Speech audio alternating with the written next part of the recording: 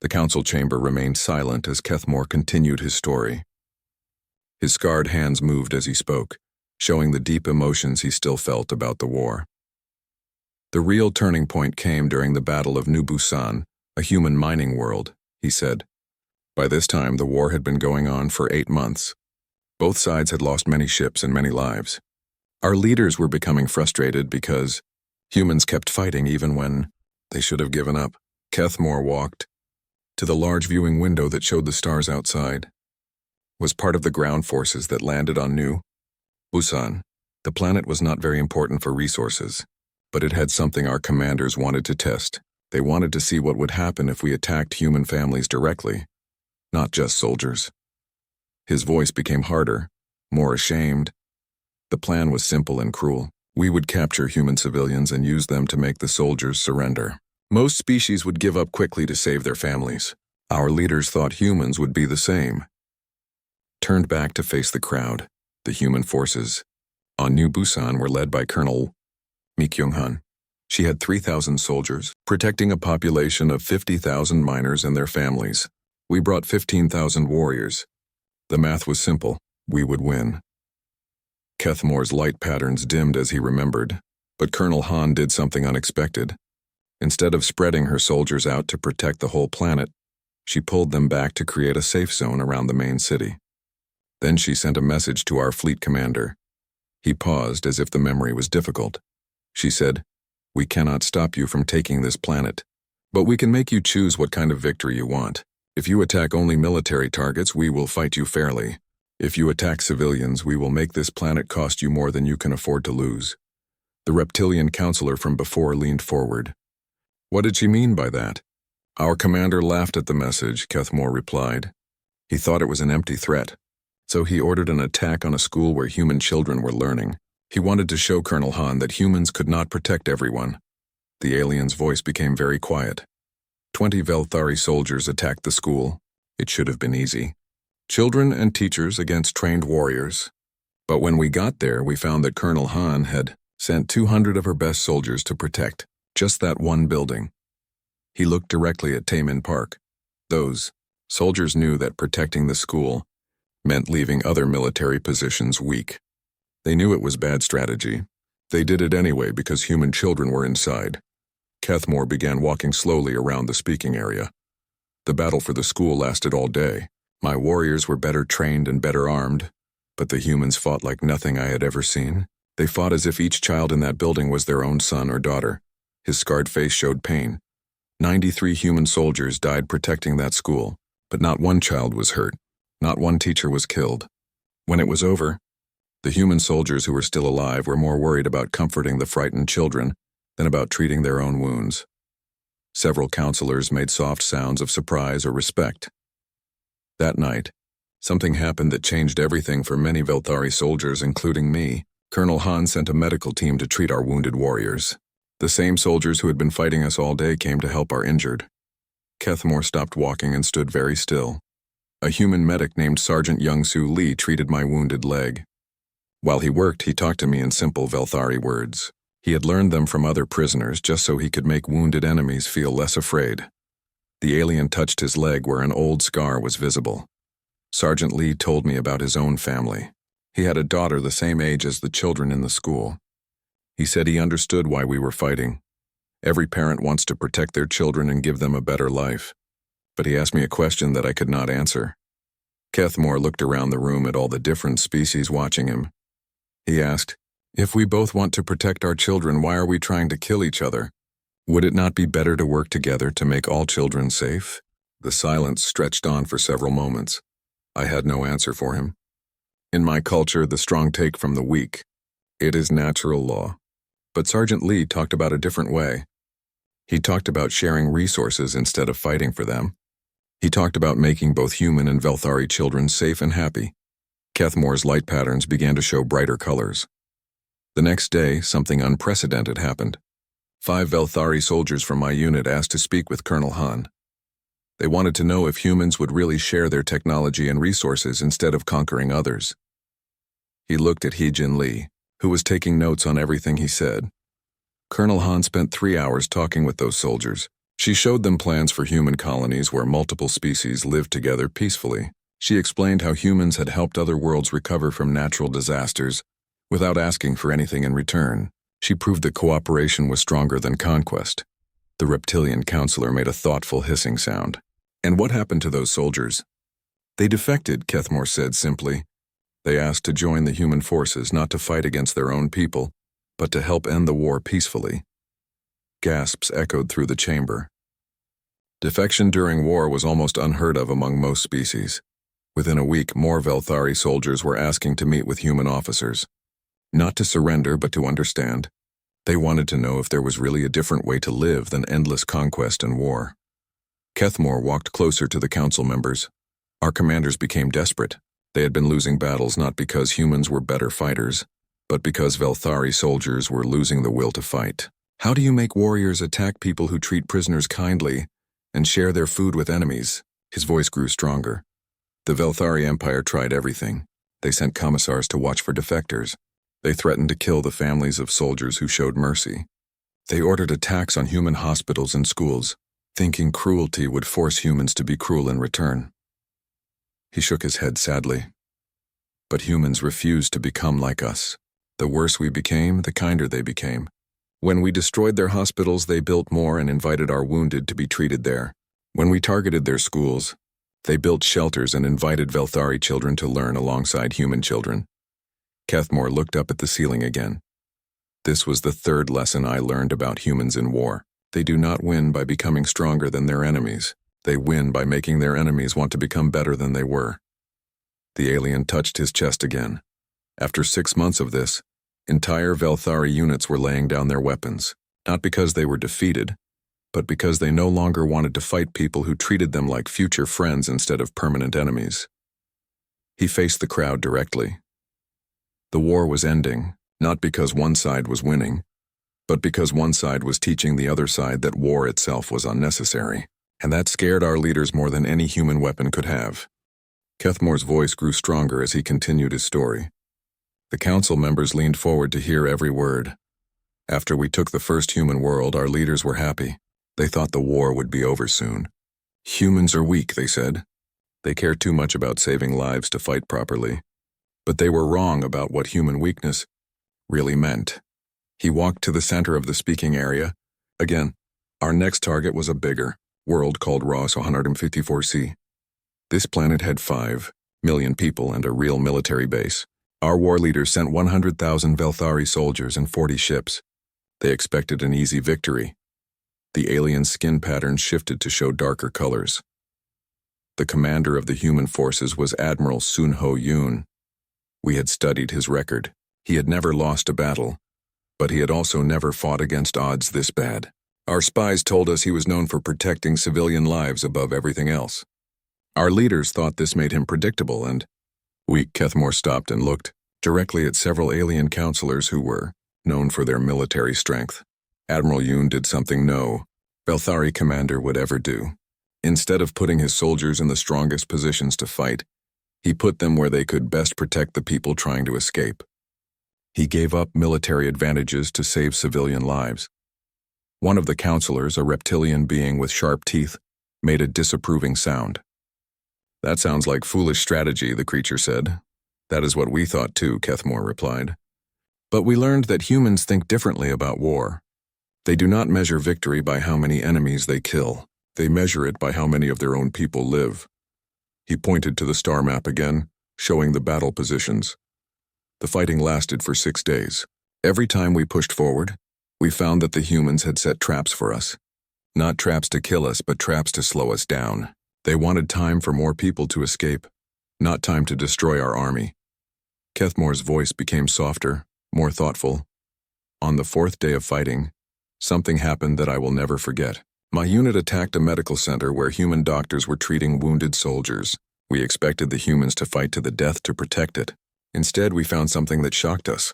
He paused, looking around the room at the many different species watching him. Inside the medical center, we found human doctors treating not just human soldiers but Velthari soldiers too. Wounded warriors from my own army were lying next to human fighters getting the same care, the same medicine, the same attention. The reptilian counselor hissed in disbelief. Impossible. No species treats enemy wounded the same as their own. I thought the same thing, Kethmore said. I was sure it was some kind of trick. But then I met Dr. Narration. His broken light patterns flickered with what might have been respect. Dr. Song was a small woman with gentle hands. She had been working for 3 days straight without sleep, treating everyone who came to her. When my soldiers pointed weapons at her, she did not try to run or fight. She asked us to help her move a wounded Velthari warrior to a better bed. The silence in the hall was complete. No one moved or spoke. The wounded warrior was from my own unit. His name was Thekvar, and he had been missing for 2 days. We thought he was dead. But Dr. Song had found him and brought him to safety. She had given him human blood to replace what he had lost. She had used precious human medicine to save his life. Kethmore touched his chest where his heart would be. When I asked her why, she said something that changed how I understood humans forever. She said, "He is someone's son, someone's friend. How could I let him die when I can help him live?" She did not see an enemy soldier. She saw a person who needed help. The alien looked at Heejin Lee, the human military historian. This was when I began to understand the real terror of fighting humans. They do not hate their enemies. They pity them. They see warriors like me and think, this person has been sent to die by leaders who do not care about him. It is hard to hate people who feel sorry for you. He began walking in a slow circle again. But the most frightening thing happened on the last day of the battle. A human captain named Jinwoo Bei was ordered to retreat from the medical center. His own commanders told him to abandon the facility and pull back to a stronger position. Kethmore stopped walking. Captain Bei refused to obey the order. He said he would not leave the doctors and patients behind, even though some of the patients were Velthari soldiers. He told his commanders that he would hold the position until everyone could be evacuated safely. The Velthari's voice grew stronger with emotion. So this human captain and his 100 soldiers fought against both armies. They fought against my Velthari forces who were trying to capture the medical center, and they fought against their own human forces who were trying to make them retreat. For 6 hours they held that building so doctors could save lives. Several counselors shifted uncomfortably in their seats. 17 human soldiers died in that medical center. They died not following orders but refusing orders that would have let patients die. They died protecting people from both armies, including enemies who had been trying to kill them days before. Kethmore looked up at the ceiling again. When it was over, Captain Bei was arrested by his own military for disobeying orders. But Dr. Song and her team had saved 43 lives, including 12 Velthari warriors. The human soldiers who died were buried with full military honors. Even though they had technically disobeyed their commanders, he looked back at the crowd. This is when I learned the second lesson about humans in war. They will fight their own people before they will let anyone die needlessly. Their loyalty is not to their commanders or their government. Their loyalty is to the idea that every life has value. The reptilian counselor spoke again, more quietly this time. What happened to Captain Bei? He was given a medal for courage and put in charge of training other soldiers how to protect civilians in war zones, Kethmore replied. The humans said that anyone willing to disobey bad orders was exactly the kind of person they wanted making decisions. Taemin Park smiled slightly. He remembered hearing about Captain Bei, who was now a general in the Colonial Defense Force. After the Battle of Ross 154C, something changed in my army, Kethmore continued. Velthari soldiers began to whisper about the humans who had treated our wounded. They talked about the doctors who cried when Velthari patients died. They wondered why these humans cared about enemies they had never met. His light patterns grew brighter for a moment. Some of our soldiers began to question why we were fighting. If humans could care about Velthari lives, why were we trying to destroy human lives?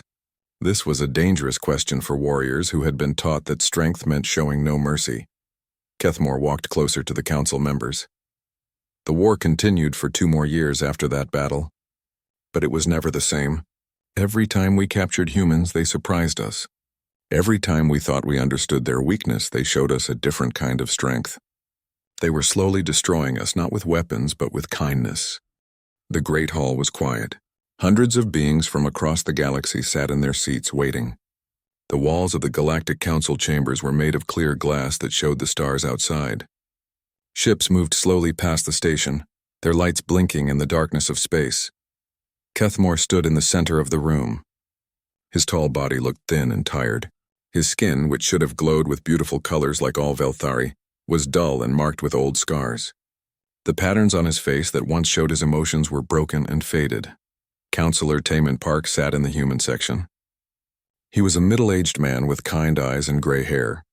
He watched Kethmore carefully. Many people in the room expected to hear terrible stories about human soldiers.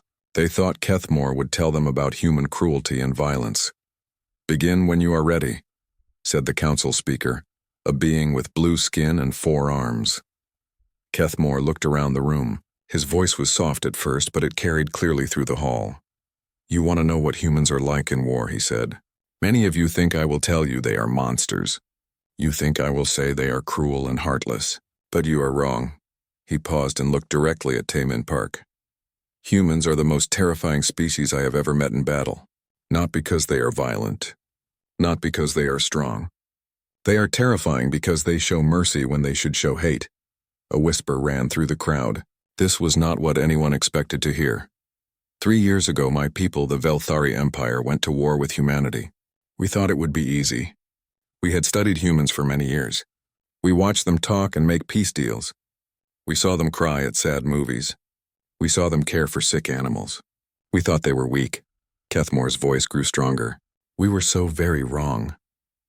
Hyejin Lee, a human woman who studied military history, leaned forward in her seat. She had heard many stories about the war, but never from a Velthari soldier who had lived through it. "Before I tell you what happened," Kethmore continued, "you must understand something about my people. We Velthari are warriors. We have conquered 12 star systems. When we go to war, we fight until our enemies are destroyed or they give up completely.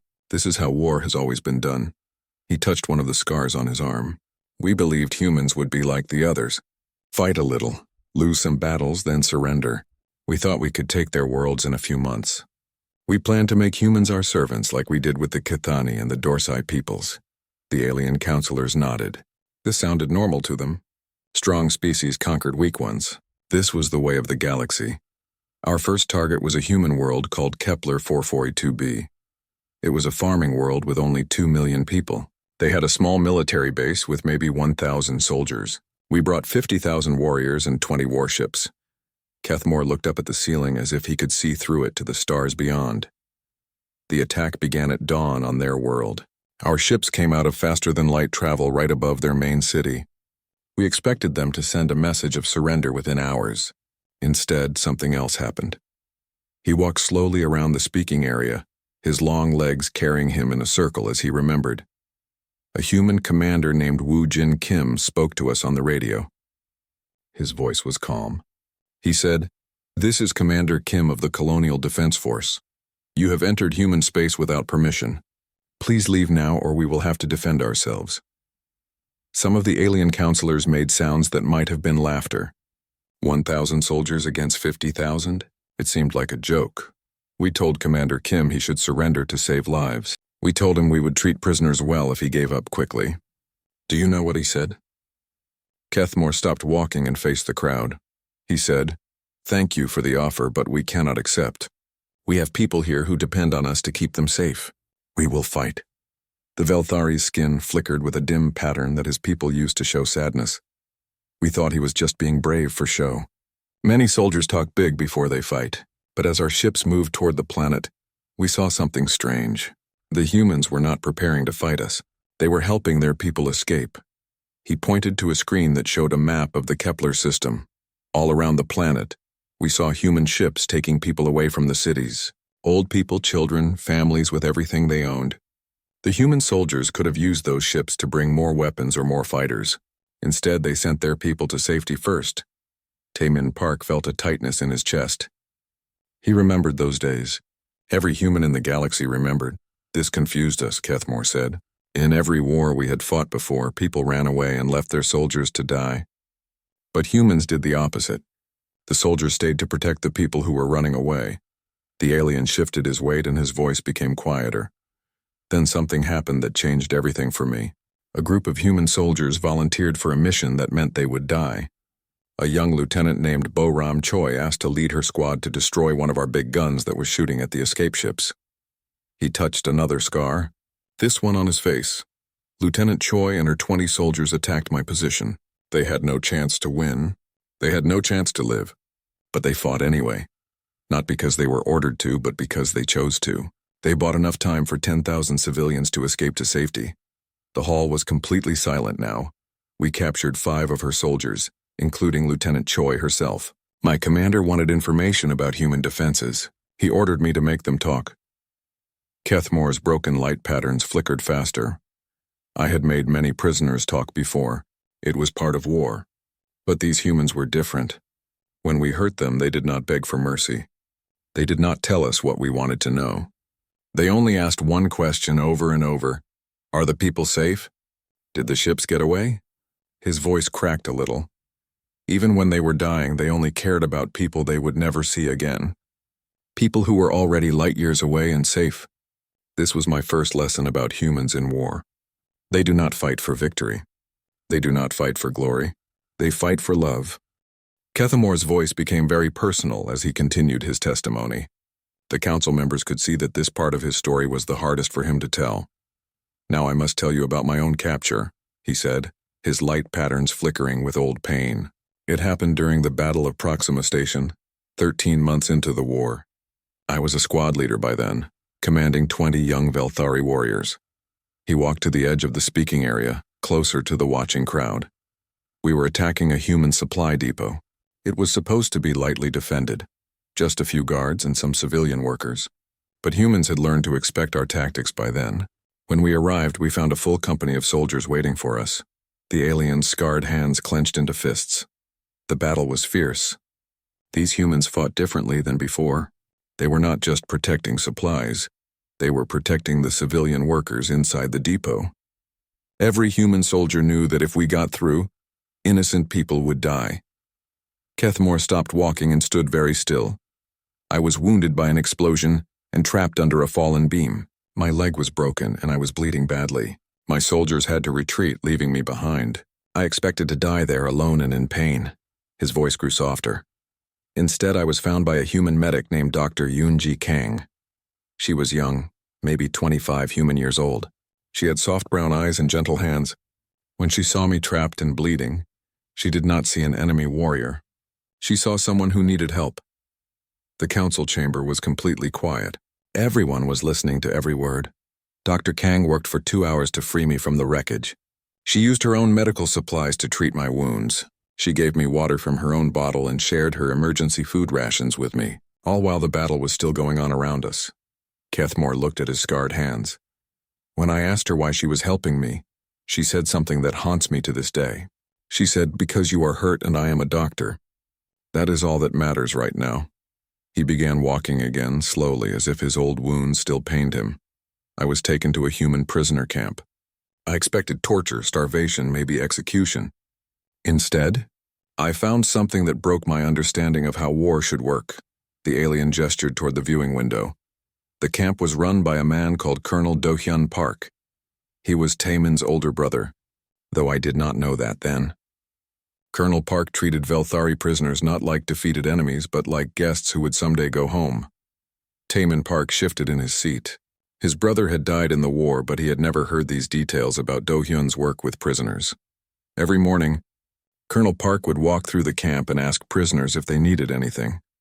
Not information for his military, just personal needs. Did we have enough food? Were we warm enough at night? Did we want to send messages to our families? Kethmore's light patterns grew brighter with emotion.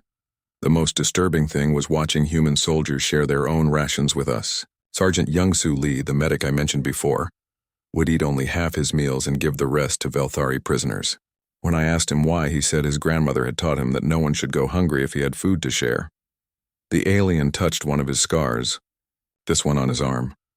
But the moment that truly destroyed my ability to hate humans came 3 weeks after my capture. A young human private named So-young Park was assigned to help Velthari prisoners communicate with the camp staff. He paused, looking directly at several council members. Private Park had lost her entire family in the first Velthari attack on Earth's moon colonies. Her parents, her sister, her grandparents, all killed by warriors like me. She had every reason to hate us. The silence in the chamber was heavy with expectation. Instead, she spent her free time learning Velthari language and customs. She learned our songs, our poetry, our stories about home. She would sit with homesick prisoners and tell them about the beautiful things on their home worlds, things she had learned about just to comfort them. Kethmore's voice cracked slightly. One night, I heard her crying outside the prisoner barracks. When I asked her what was wrong, she said she had received news that her younger brother had been killed in battle. He was the last family she had. He stopped walking and faced the crowd directly. I did not know what to say. Here was a human who had lost everyone she loved to my people, and she was crying where Velthari prisoners could hear her. It seemed like madness. The alien's light patterns pulsed faster. But then something happened that changed me forever. The other Velthari prisoners, warriors who had been taught that humans were weak and inferior, began to comfort her. They offered her water. They sang soft songs from home to help her sleep. They shared stories about their own families to help her feel less alone. Several counselors made sounds of amazement, enemies comforting each other over shared loss, warriors from different species sitting together in grief, understanding that pain is the same whether you are human or Velthari. Kethmore looked at Taemin Park. Your brother, Colonel Park, found us that night, humans and Velthari sitting together, sharing stories and tears. He did not punish anyone. Instead, he thanked the Velthari prisoners for showing kindness to Private Park. He said it proved that his sister had been right to treat us like people instead of enemies. The alien began walking again, more slowly now. The next day, something unprecedented happened. The Velthari prisoners asked if they could attend the memorial service for Private Park's brother. They wanted to honor a human soldier who had died fighting against their own people. He stopped and looked around the room. Colonel Park agreed. 23 Velthari prisoners stood beside human soldiers and mourned the death of someone who had been their enemy. They sang Velthari death songs for a human warrior, and humans sang their funeral hymns for the grief of Velthari prisoners. The reptilian counselor spoke quietly. I have never heard of such a thing. Neither had I, Kethmore replied. In that moment, I understood the most terrible weapon humans possess. They make you care about them. They make you see them as people like yourself. They make you want to protect them instead of destroy them. His light patterns grew brighter still. After 6 months in that camp, I no longer wanted the Velthari Empire to win the war, not because I had been brainwashed or tortured, but because I had learned that there was a better way for people to live than in constant conflict. He touched his chest where his heart was. When Colonel Park offered to let me return to my own forces in a prisoner exchange, I refused. I asked to stay and help other Velthari prisoners understand what I had learned. I wanted to help end the war, not by defeating my people, but by showing them a different path. Kethmore looked directly at Hyejin Lee. This is the 4th lesson about humans in war. They do not just defeat their enemies. They heal them. They take broken, angry warriors and turn them into people who want peace more than victory. He spread his arms wide, showing all his scars. Every mark on my body is a reminder not of human cruelty but of human mercy. Each scar tells a story of a time when a human could have let me die, but chose to save me instead. Kethmore stood quietly for a moment, gathering his thoughts for the final part of his story. His light patterns had grown brighter during his testimony, showing colors that had not been seen on his skin for years. The war ended not with a great battle, but with something no one expected, he began. After 2 years of fighting, the Velthari Empire was not defeated by human weapons. It was transformed by human ideas. He walked to the center of the speaking area. By the final year of the war, thousands of Velthari soldiers had defected to the human side, not to fight against their own people, but to help find a peaceful end to the conflict. We formed something called the Integration Corps, Velthari and humans working together. The alien looked at the star map display. The humans did something that shocked both our peoples. Instead of using defected Velthari soldiers as weapons against our empire, they used us as teachers. We helped other Velthari understand that humans were not the weak, pathetic creatures our propaganda claimed they were. Kethmore's voice grew stronger. Admiral Donghyun Lim was put in charge of the final human fleet. Everyone expected him to lead a massive attack on our homeworld. Instead, he did something that terrified our leaders more than any invasion could have. He paused, looking around the chamber. Admiral Lim sent a message to the Velthari High Council. It was not a demand for surrender. It was an invitation to peace talks. But the most shocking part was that the message was delivered by Velthari soldiers who had chosen to work with humans. The reptilian counselor leaned forward. "Your own people delivered a human message?" "Yes," Kethmore replied. "Warriors who had once served the Empire stood before our leaders and said, 'We have learned a better way to live. Let us show you what humans have taught us about peace.'" His light patterns pulsed with what looked like pride. Our leaders were furious. They called us traitors and cowards. They said we had been brainwashed by human weakness. But we had evidence they could not ignore. He gestured toward Taman Park. We showed them records of human prisoner camps where Velthari soldiers were treated with dignity. We showed them videos of human doctors saving Velthari lives. We showed them testimonies from hundreds of our people who had been captured and then released unharmed. Kethmore began walking slowly around the speaking area. Most importantly, we showed them something that changed everything. Joint human Velthari colonies where our people lived and worked together in peace. Places where Velthari children learned alongside human children, where families from both species helped each other build better lives. The silence in the chamber was complete. When our leaders saw these colonies, they realized something terrifying. Humans were not just winning the war. They were making war itself unnecessary. They were proving that Velthari and humans could be partners instead of enemies. He stopped walking and faced the crowd. The peace negotiations were led by a human diplomat named Mi Young-jong. She came to our homeworld, not with demands, but with offers. She offered technology sharing, trade agreements, joint exploration missions to new star systems. Kethmore's voice became softer, more emotional. But the most powerful moment came when she brought with her Colonel Ki Tai-shin. His entire family had been killed in the first Velthari attack on human space. His wife, his 2 children, his parents, all dead because of my people. He looked directly at several counselors who had lost family members in wars. Colonel Shin stood before our leaders and said, "I have every reason to hate your people, but I have learned that hatred only creates more death. I choose to honor my family's memory by making sure no other families, human or Velthari, suffer as mine did." The alien's light patterns flickered with deep emotion. Then Colonel Shin did something that broke the last resistance our leaders had. He brought gifts for the Velthari High Council. Not weapons or technology, but personal items. Photos of Velthari soldiers who had died in the war, returned to their families by humans who had found them.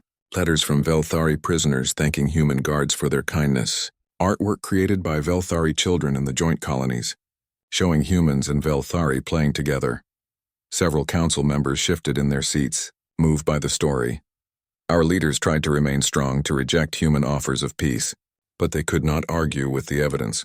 Thousands of Velthari who had lived with humans were healthier, happier, and more prosperous than those who remained in the Empire. Kethmore walked closer to the council members. The final moment came when Admiral Lim arrived at our homeworld. But he did not come with just human ships. Half of his fleet was made up of Velthari vessels, crewed by our own people who had chosen to work with humans. His voice grew stronger. Seeing Velthari ships flying alongside human vessels, not as prisoners or slaves, but as equal partners, showed our leaders something they had never imagined possible. Cooperation was stronger than conquest. He touched his chest again. The peace treaty was signed 3 months later, but it was not a surrender document. It was a partnership agreement. Humans and Velthari would work together to rebuild worlds damaged by the war. We would share technology, explore space together, and help each other solve the problems both species faced. Kethmore looked at Taman Park. The most amazing part was the reconstruction effort. Human engineers worked alongside Velthari builders to repair the damage on both human and Velthari worlds. Colonel Shin, the man who had lost everything to my people, personally oversaw the rebuilding of 3 Velthari colonies. His light patterns grew brighter than they had been during his entire testimony. Today, there are over 50 joint human Velthari colonies across the galaxy. Velthari children grow up speaking both languages. Human families adopt Velthari orphans, and Velthari families adopt human children. The war that was supposed to end with one species conquering the other instead ended with both species becoming stronger together. He spread his arms wide. This is the final lesson about humans in war. They do not fight to destroy their enemies. They fight to save their enemies from the leaders who sent them to die. They turn yesterday's enemies into tomorrow's friends. and they turn war itself into an opportunity for peace. Kethmore walked back to the center of the speaking area. I stand before you today not as a defeated enemy, but as a living example of what humans can accomplish. They took a broken warrior who had been taught to hate, and they showed him how to hope. They took a species built for conquest and they taught us how to cooperate. His voice carried clearly through the silent chamber.